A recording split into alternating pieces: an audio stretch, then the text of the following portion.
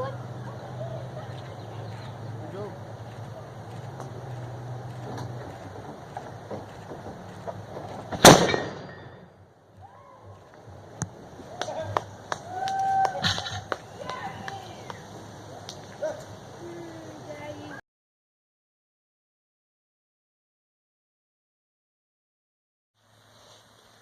Yunqazos is a word derived from the Spanish word for anvil, el yunque.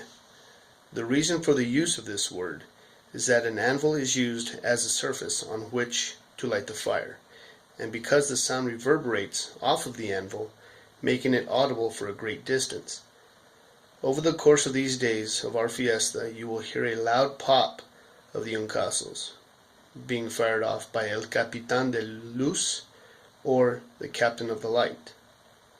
According to the oral history passed down through the generations, Yunqazos were originally lit by women of the village, a signal to the men working in the field that something was afoot, i.e. danger. They may very well have been lit as a warning for the Battle of Round Mountain. Since the beginning of the fiesta, the Yunqazos have been a tradition that has been used as a signal to the faithful of St. Francis de Paula, a call to remembrance and reverence for la promesa solemne.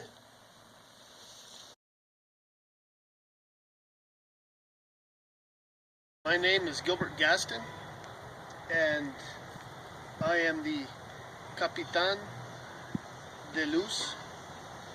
That is my position's name for the St. Francis de Paula Fiesta. I am technically part of the danzantes, as there is a captain here and there's a captain for the danzantes dancers. This job is to light the Yunqazos for every hour on the hour, and then they're also lit during the procession of the saint for St. Francis de Paula. They're also lit during the procession and when they arrive here on the fiesta grounds. These Yunqazos are lit as well during the consecration of the Blessed Sacrament during Mass. This position was passed on to me first from my grandfather Ricardo Guerra, and then from my brother Michael Gaston. Since he's passed, it has been passed on to myself, and good Lord willing, I'll pass it on to my nephew, his son, Ricardo Gaston, in years to come. But this job is to, like I said, to keep the fire, to keep the light lit from noon yesterday, and it is lit every hour. And then once again, we start lighting at 6 o'clock in the morning, and these are lit all day long until 6 o'clock tonight at the end of the fiesta.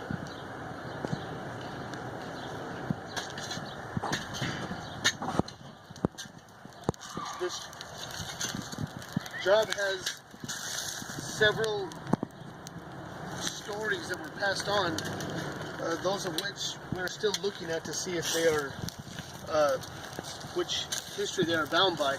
However, part of the story is that these concussions that we light off are partly symbolic of the Battle of Round Mountain, but they're also symbolic of the females that lit them in years past in order to warn the men that were out in the fields to come in because of a sign of danger. These were basically your original signals or cell phones before technology was invented. This anvil that I have here, that it's a 70-pound anvil that was passed on to me once again from my grandfather. It belonged to my great-great-grandfather, Alvino Guerra,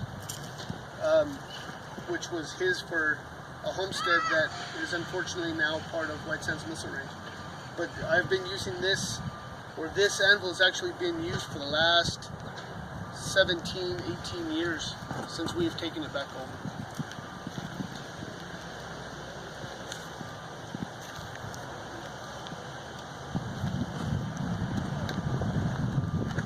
The striking plate that is underneath was kind of retooled as to lower the amount of noise and concussion that was being lit every hour due to just the shaking of the ground and the noise ordinance and safety reasons as well. But as we found out today, this striker actually does hold about 160 grains of black powder.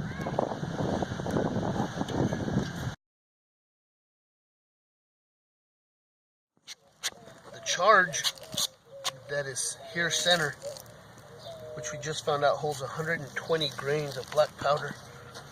I'm packing the whole, and then I'm taking the residual and making a fuse.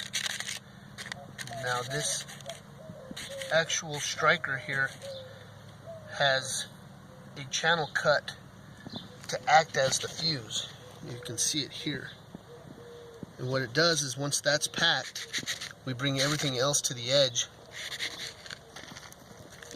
And when we lay the card on top, the fuse burns from underneath, and the card sticks to the striker. And when it's ignited, this is sucked down. When the gunpowder is lit, the force finds a path of least resistance and blows the anvil off into the air. And there's your concussion. So I get a wet card.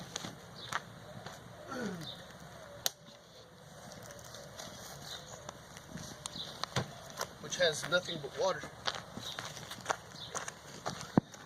And that is laid down over the top as basically a wad. It's acting as a wad. And then the anvil is laid over the top.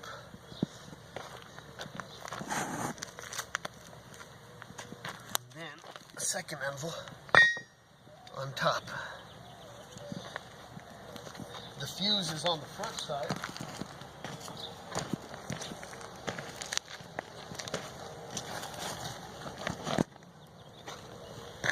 And now we pour the rest to act as a fuse. The striker's, the igniter's laid on top of the striker. That burns in, and there's your fuse and your ignition.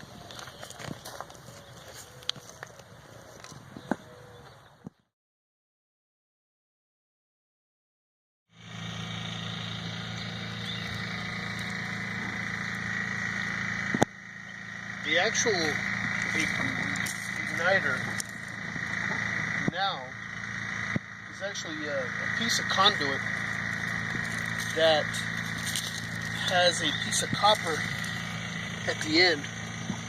You can see it's hot all the way from the fire all the way to here. But it's, you know how copper is, it's a great conductant of heat and energy. So my grandfather who built this for me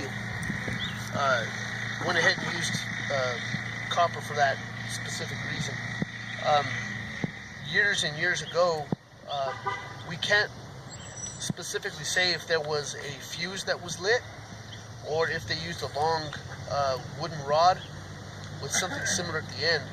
But we use this because it's very light and it'll keep the heat significantly from the fire to the striker.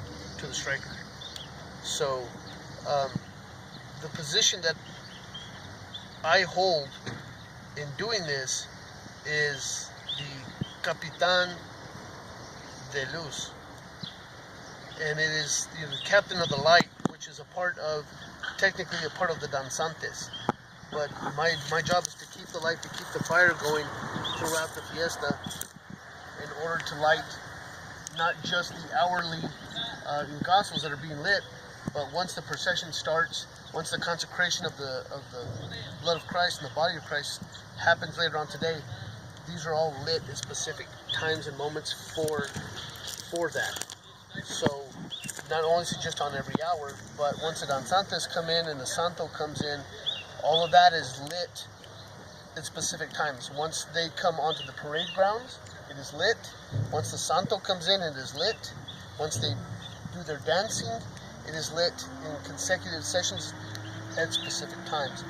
And like I said earlier, it is also lit when during Mass, when the body and the blood is raised, then I light these at that point also. So it's not just every hour on the hour on the day of the fiesta. It is specific times that are done for not just the church, but they are done for the dances as well.